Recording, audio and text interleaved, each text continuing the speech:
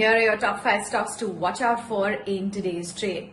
Well, let's begin by keeping an eye out on Infosys. That's in the limelight because on the weekend there was the 40th AGM, and here are some of the key takeaways by the management. They said that they've increased their accounts about $100 million per year, that the digital leader ratings in 48 categories in FY21 is what they've witnessed. Infosys was the first company to launch the cloud-first service brand under Infosys Cobalt, and the company has been very resilient during the pandemic, and they've managed to service their and delivery to clients.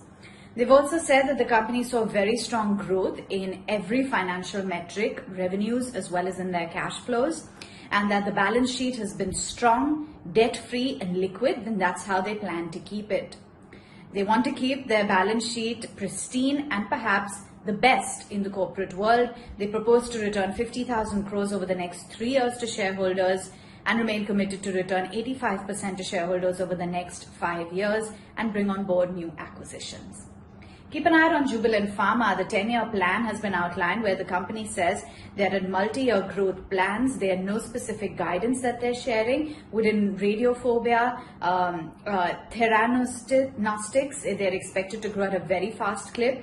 They see the impact of MAA competition. They expect radiopharma manufacturing sales to revert to pre-COVID levels by Q3.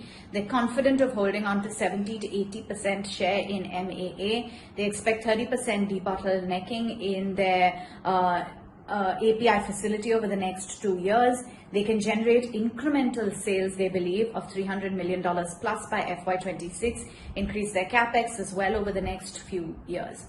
Keep an eye out on NTPC. It was a muted set of numbers. Profits were aided by a tax write-back at 4,479 crore rupees. Revenues came in lower by 2% at 26,567 crores.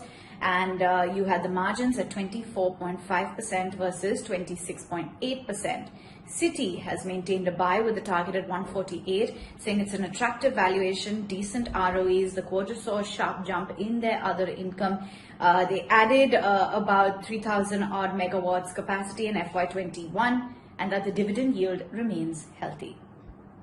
Bandhan Bank on the radar, as the government of Assam has proposed to pay 70% of the state MFI loans with conditions. The proposal covers roughly 90% of the 26 lakh MFI borrowers in the state, and the conditions include a borrower with 3 lenders or less having borrowing of less than 1.25 lakhs.